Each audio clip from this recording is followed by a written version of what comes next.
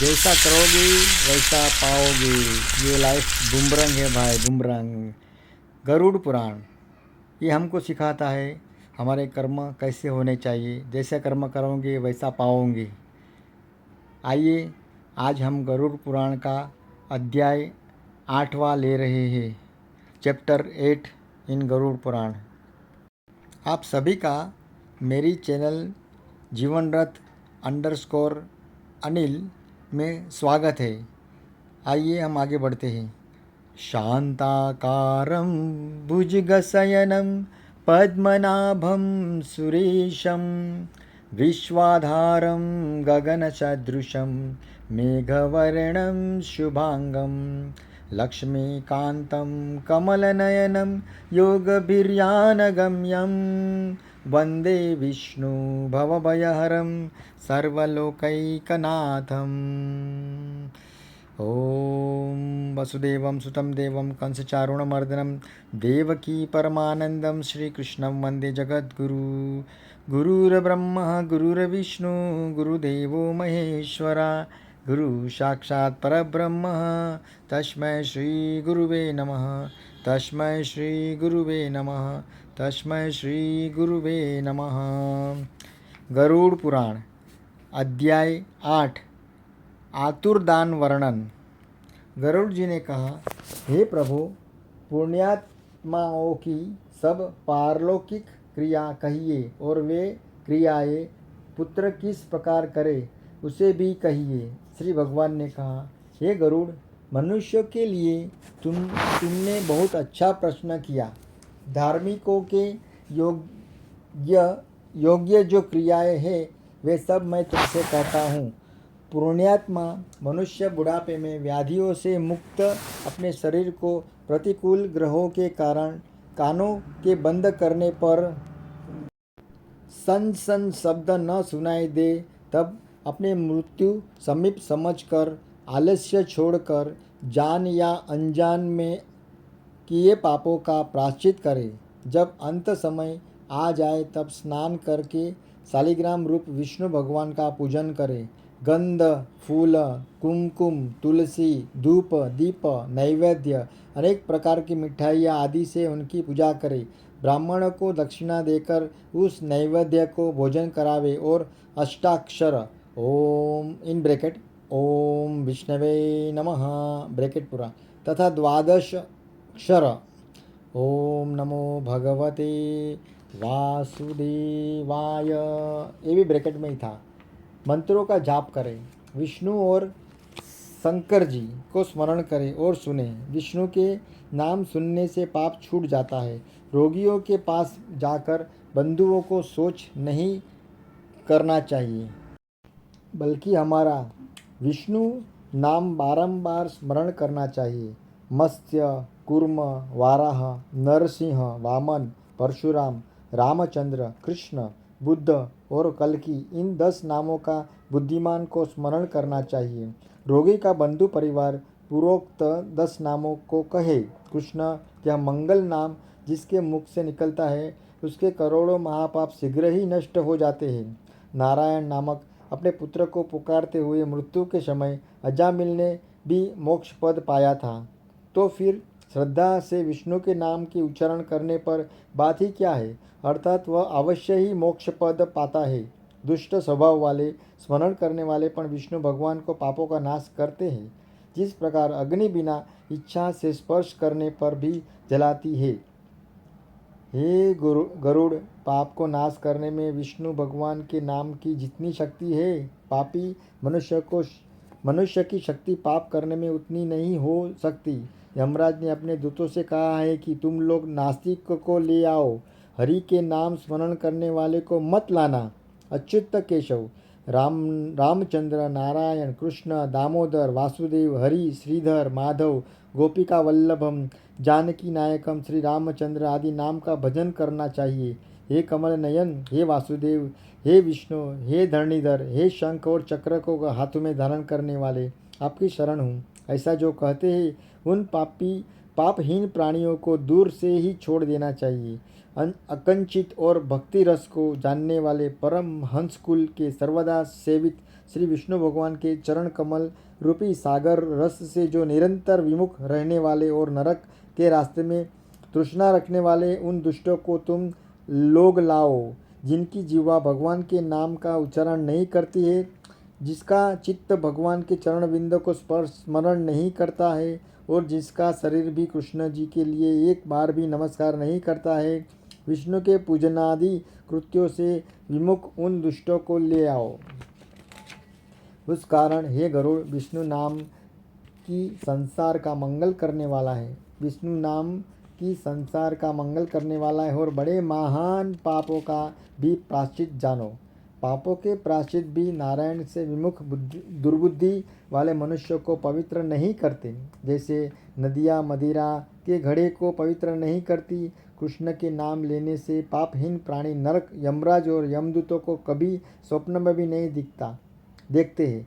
जिस तरह प्राणी अंतकाल में ब्राह्मण को गोदान करने से मांस, हड्डी और खून वाली वैतरणी नदी में नहीं गिरता, उस तरह दांतों जीवा से नंदन कृष्ण का नामोच्चारण कर मांस, हड्डी और खून युक्त शरीर में नहीं गिरता है, अर्थात फिर वह शरीर धारण नहीं करता है, अपितु मुक्त हो जाता है। इस कारण पाप समूह को कष्ट करने वाले विष्णु का नाम स्मरण करना चाहिए अथवा गीता और विष्णु सहस्त्र नाम का पाठ करना या सुनना चाहिए। एकादशी का व्रत गीता, गंगा जल, तुलसी दल और विष्णु का चरणोदक तथा नाम मरण काल में मुक्त देने वाला है। अतएव घी तथा सुवर्ण के सहित अन्न का संकल्प कर बछड़ा सहित गौ को वेद जानने वाले ब्राह्मण को देना चाहिए। हे गरुड़, अंतकाल में थोड़ा या बहुत जो कुछ दिया जाता है वह अक्षय फल देने वाला होता है। सप्तपुत्र पिता के अंतकाल में सब तरह का दान उससे दिलावे, क्योंकि उसी के लिए धर्म को जानने वाले लोग पुत्र की कामना करते हैं। आधे खुले हुए नेत्र वाले और भूमि पर सोए हुए पिता को देखकर पिता के संचित धन में पुत्र को लोभ नहीं करना चाहिए। यष्टि दान दिलवाना चाहिए, यश्रेष्ठ दान दिलवाना चाहिए। ये सब ब्रैकेट में था। पिता के अंत समय में पिता द्वारा सप्तपुत्र जो दान दिलाते हैं उससे सब तक वह पुत्र जीता है, तब तक परलोकगामी पिता उस मार्ग में उस अंत समय के दान से दुख नहीं पाता है। मरने के समय और चंद्र सूर्य ग्रहण के समय ये दो दान सब दानों में विशिष्ट होते हैं। अतएव तिल आदि 8 दान इन दानों समय में अवश्य करना चाहिए। तिल, लोहा, सोना, कपास, नमक, सप्तधान्य, पृथ्वी और गौ, ये प्रत्येक पवित्र दान है। महापापों को नाश करने वाले ये ही 8 महादान कहे गए हैं। इसे अंतकाल में दिलवाना चाहिए। उसका जो सत्फल है उसे सुनो। हमारे पसीने में 3 प्रकार के तिल पैदा हुए हैं, असुर, दानव और दैत्य। तिल के दान से संतुष्ट हो जाते हैं। सफ़ेद, काले और कपिल रंग के तिल दान करने से वाणी, मन तथा शरीर से किए हुए 3 प्रकार के पापों का नाश होता है। भूमि में हाथ धरकर लोहा का दान करना चाहिए। यह दान करने वाले मनुष्य यमराज की सीमा में नहीं जाता और न उसके मार्ग में जाते हैं। पापी मनुष्य को दंड देने के लिए यम के हाथ में कुल्हाड़ी, मुसल, दंड, खंड और छुरी ये हथियार रहते हैं। यम को आयुधों की प्रसन्नता के लिए यह दान करना चाहिए। ये दान कहा गया है, इसलिए यमलोक में सुख देने वाले लोहे का दान करना चाहिए। उरण, श्यामसूत्र, शुडार्मक, उदुम्बर, शेषम्बल ये महादूत लोहे के दान से सुख देने वाले होते हैं। ये गरुड़, बहुत ही गुप्त तथा सब दानों में श्रेष्ठ दान को सुनो।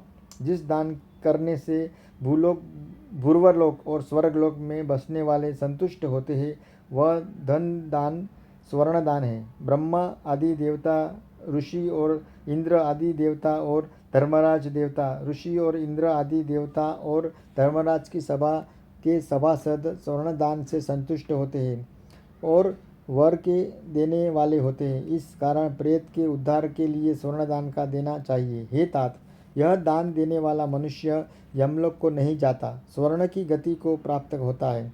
फिर बहुत काल तक सत्यलोक में वास करके इस लोक में उत्पन्न होकर स्वरूपवान, धर्मात्मा, बोलने में चतुर, लक्ष्मीवान और बड़ा पराक्रमी राजा होता है। कपास के दान से दूतों का भय उसको नहीं होता है। लोहा, नमक, कपास, तिल और स्वर्ण के दान से यमपुर के बसने वाले चित्रगुप्त आदि सभी संतुष्ट होते हैं। सप्तदान के दान से धर्मध्वज धर्मराज प्रसन्न होते हैं और यमपुर के 3 दानों में स्थिर रहने वाले भी प्रसन्न होते हैं। धान 1, जौ 2, गेहूँ 3, मूंग 4, उड़द 5, कंगुनी 6 और चना 7, ये 7 धान्य कहे गए हैं। गोचर्म मात्र, बैल के सहित 100 गौ जितनी जगह में बैठ सके उतनी भूमि को गोचर्म कहते हैं। भूमि सत्य पात्र को दान देने पर ब्रह्म हत्या के पाप से पवित्र मुक्त कर देती है, ऐसा मुनीश्वरों ने देखा है। व्रत करने से और अन्य प्रकार के दानों से राज्य में किए हुए महापाप नाश नहीं होते, किंतु भूमि के दान से सब पाप दूर हो जाते हैं। जो मनुष्य धान्य से पूर्ण पृथ्वी को ब्राह्मण को दान करता है, वह सुर और असुरों से पूजित होकर इंद्रलोक को जाता है। हे काश्यप, और दान बहुत ही थोड़े फल को देने वाले होते हैं और पृथ्वी के दान से उत्पन्न पुण्य प्रतिदिन बढ़ता है। जो राजा होकर ब्राह्मण को भूमि दान नहीं करता है, वह संसार से दूसरा जन्म पाने पर गांव में कुटी भी नहीं पाता और दारिद्र होता है, तथा राजा अभिमानवश भूमि का दान देने से तब तक नरक में वास करता है जब तक वह शेष भूमि को धारण करता है। इसलिए भूमि का स्वामी होकर भूमि के दान को अवश्य करे, औरों को इन ब्रैकेट जो राजा नहीं है उनको ब्रैकेट पूरा। भूमि दान के लिए मैं गौदान कहा है, क्योंकि भूमि भी गौरूप ही है। अष्टदान में कही हुई अंतधनु रुद्र मृत्युंजय को कहते हैं। अतएव मृत्यु के कष्ट निवारणार्थ रुद्रवेणु इन ब्रैकेट जाने या अनजाने में किए हुए ऋण से छूटने के लिए ब्रैकेट पूरा, ऋण धेनु ब्रैकेट में मोक्ष पाने के लिए ब्रैकेट पूरा, और मोक्ष धेनु का दान करें। हे गरुड़, वैतरणी के पार उतरने के लिए वैतरणी धेनु को विशेष विधि से दान करें। हे गरुड़, गौवे मनुष्य का 3 प्रकार से पापों से उद्धार करती है, बालकपन में, कुमारावस्था में और तरुणावस्था में। बुढ़ापे में तथा दूसरे जन्म में जो पाप किए हैं, रात में हैं, प्रातःकाल में, मध्याह्न काल में, अपराह्न काल में और दोनों संध्याओं में, मन, वचन तथा काया से जो पाप किए हैं, जन्म भर में एक बार भी दूध युक्त सब सामग्री तथा बच्चे सहित कपिला गौ को तपस्वी और वेद को जानने वाले ब्राह्मण के लिए दान करने से प्राणी सब पापों से छूट जाता है। वह गाय उस दाता का अंतकाल में पाप समूह से उद्धार कराती है। सावधान चित्त होकर एक गौ का, आतुर चित्त से 100 गौ का और तत्काल मरने वाले की अचेतन अवस्था में 1000 गौ का दान, मरने के पश्चात 1,00,000 गौ के विधि पूर्वक दिए हुए दान के समान फल देने वाला होता है। और तीर्थ तथा सप्तात्र युक्त यह दान 1,00,000 प्रकार का होता है। जो दान सत्पात्र में दिया जाता है वह 1,00,000 गुना होता है और देने वाले को अनंत फल होता है। सत्पात्र को प्रतिग्रह का दोष नहीं लगता है। स्वाध्याय पाठ, होम से युक्त और पराये पाक से वर्जित स्वयं पाकी ब्राह्मण रत्न से भरी हुई पृथ्वी का दान लेकर भी प्रतिग्रह के दोष से लिप्त नहीं होता। विष तथा शीत के दूर करने वाले मंत्र और अग्नि क्या दोष के भागी होते हैं? अर्थात नहीं। अपात्र में दान की हुई गौ दाता को नरक में पहुंचाती है और दान ग्रहण करने वाले के 101 कुल को नरक में डालती है। अपना कल्याण चाहने वाले विद्वान को अपात्र में गौ का दान नहीं करना चाहिए। एक गौ एक ही मनुष्य को देने योग्य होती है और बहुत मनुष्यों को कभी नहीं देनी चाहिए, क्योंकि बेची अथवा बांटी गई वह गौ 7 कुल पर्यंत जला देती है। पहले तो तुम वैतरणी नामक नदी का वर्णन किया है, उसको पार करके उपाय रूप गौदान को मैं तुमसे कहता हूँ। कृष्ण या लाल वर्ण की गौ को आभूषणों से सुशोभित करके और सोने की संगोटी, चांदी के खूर, कांसे की दोहनी पात्र वाली, काले रंग के वस्त्र से ढकी हुई और कंठ में सुंदर घंटा से शोभित गौ को कपास के ऊपर खड़े कर वस्त्र समेत तांबे का पात्र रख कर वहाँ लोह दंडधारी स्वर्ण निर्मित यमराज का स्थापन करे। उसके बाद कांसे के पात्र में घी डालकर सब उसके ऊपर रखे देवे। ऊख के नाव बनाकर रेशम के सूत से लपेटे और लाल जल समेत गड्ढे में उस नाव को डाले। सूर्य की देह से उत्पन्न उस गौ को उस नाव के ऊपर स्थापित कर शास्त्र में कही हुई विधि से धेनु का संकल्प करे। अलंकार समेत वस्त्र ब्राह्मण को दे। गंध, पुष्प, अक्षत आदि से विधि पूर्वक पूजन कर गौ की पूंछ पकड़ पाँव को नाव में रख कर ब्राह्मण को आगे करके उस मंत्र को पढ़ो। हे जगन्नाथ, हे शरणागत वत्सल, आप संसार रूपी सागर में डूबते हुए और शोक संताप रूपी लहरों से दुखित मनुष्य के रक्षक है। आप विष्णु रूप, हे विष्णु रूप द्विज श्रेष्ठ महिषुर, मेरा उद्धार करो। मैंने आपको दक्षिणा समेत दान दिया। आपको तथा वैतरणी रूप गाय को नमस्कार है। अति घोर यमलोक के मार्ग से 100 योजन चौड़ी उस नदी के पार उतारने के लिए मैं तुम्हारे लिए यह गौदान दिया है। आपको तथा वैतरणी रूप गाय को नमस्कार है। हे धेनु, हे देवेशी, यम द्वार के महापथ में उतारने के लिए तू मेरी राह देखना, तुझे नमस्कार है। गौ मेरे आगे होवे, पीछे होवे और मेरे हृदय में होवे। मैं गौवों के मध्य में निवास करूं। जो लक्ष्मी सब जीवों में है और जो लक्ष्मी देवताओं में स्थित है, वह धेनु के रूप में मेरे पापों का नाश करे। हाथ जोड़े हुए मंत्र को पढ़कर गाय और यम की प्रार्थना कर प्रदक्षिणा करके सब सामग्री ब्राह्मण को दे दे। हे खग, इस प्रकार विधान से जो वैतरणी गौ को देता है वह धर्म के मार्ग से होकर धर्मराज की सभा के मध्य में जाता है। सुव्यवस्था युक्त शरीर होने पर वैतरणी का व्रत कर और उस नदी के पार होने की इच्छा करने वाला विद्वान धेनु का दान करे।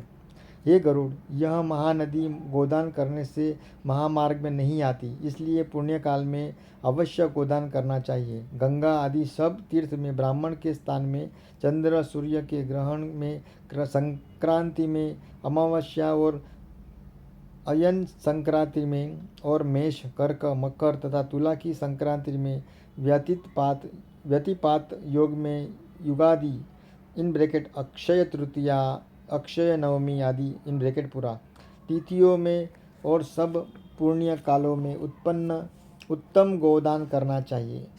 जब श्रद्धा उत्पन्न हो, जब सत्पात्र मिल जाए, वही पुण्य काल है, क्योंकि संपत्ति स्थिर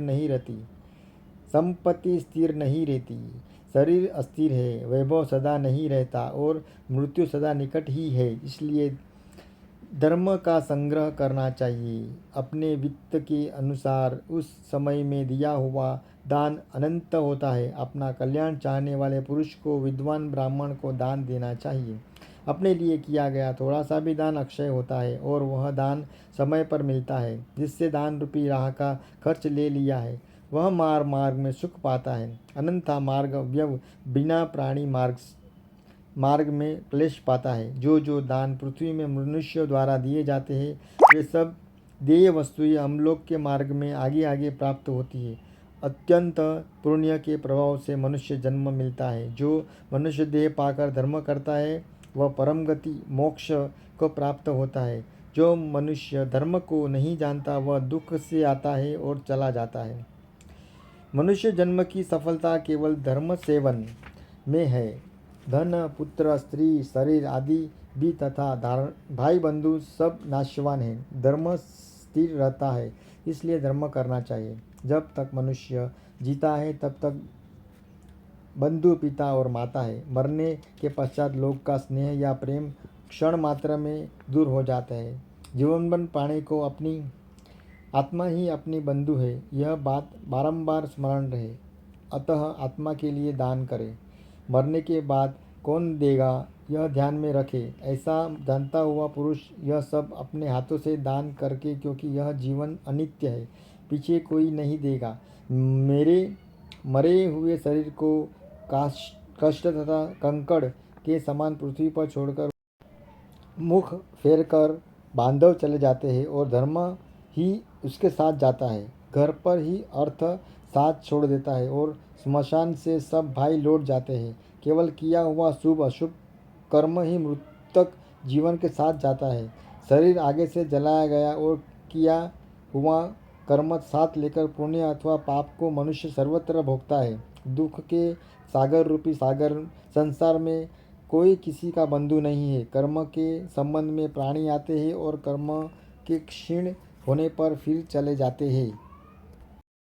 माता, पिता, पुत्र, भ्राता, बंधु और स्त्री आदि का साथ प्याऊ पर एकत्र प्राणियों के समान या नदी में बहते हुए काष्ठ के समूह सुदृश्य चलायमान है।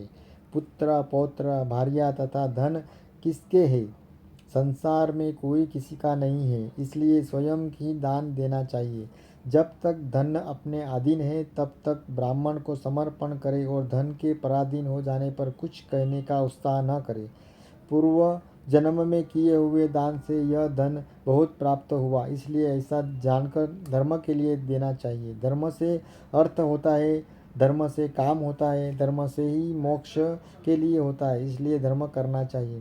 धर्म श्रद्धा से धारण किया जाता है, बहुत धन के समूह से नहीं। धनहीन मुनि श्राद्ध के कारण स्वर्ग को गए। पत्र, पुष्प, फल और जल श्रद्धा से पवित्र होकर जो मुझको भक्ति से समर्पण करता है, श्रद्धा से वह पवित्र चित्त वाले की उन वस्तुओं को मैं भोजन करता हूँ, उसी विधान से दान अवश्य देना चाहिए। दान अल्प हो अथवा अधिक, इस बात की गिनती न करें। संसार में माता पिता से जो दान दिलाता है वह धर्मात्मा पुत्र देवताओं से भी पूजा जाता है। माता और पिता के निमित्त जो धन पुत्र द्वारा सपात्र को दिया जाता है, उस धन से वह पुत्र प्रपौत्र तक की आत्मा को पवित्र करता है। पिता द्वारा दान दिलाने से 100 गुना, माता द्वारा 1000 गुना और बहन द्वारा 10,000 गुना और सहोदय दर द्वारा दिया हुआ दान अक्षय पुण्यदायक होता है। दान देने वाले को कोई उपद्रव नहीं होता, नरक की यातना भी नहीं होती और मरने के समय यमदूतों द्वारा उत्पन्न भय भी नहीं होता।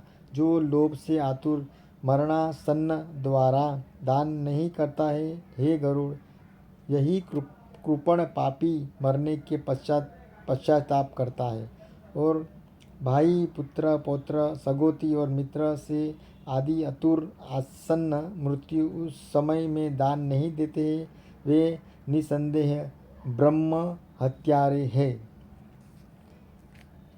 सभी को आज हमारा 8वां अध्याय कैसा लगा यहाँ पर समाप्त होता है। अगर आपको यह अध्याय अच्छा लगा तो हरे कृष्णा, जय श्री कृष्णा, कृष्णार्पणमस्तु। मैं जो भी करता हूँ मैं कृष्ण जी को अर्पण करता हूँ, ये मनोवृत्ति रखकर हम सब साथ में कहते हैं श्री कृष्णार्पणमस्तु। वसुदेवं सुतं देवं कंसचारुणमर्दनं देवकी परमानंदम श्री कृष्णं वंदे जगद्गुरु। मिलेगी हम अगले वीडियो में, तब तक के लिए जय श्री कृष्ण। मित्रों, आपको अगर मेरा ये काम अगर पसंद आवे तो मेहरबानी करके प्लीज़ मेरी चैनल को लाइक, शेयर और सब्सक्राइब करिए। जो मेरे वीडियोस आते हैं उसको अपने मित्रों में शेयर कीजिए, तो उनको भी ये नया कुछ जानने को मिलेगा। बहुत बहुत धन्यवाद। हरिओम, हरे कृष्णा।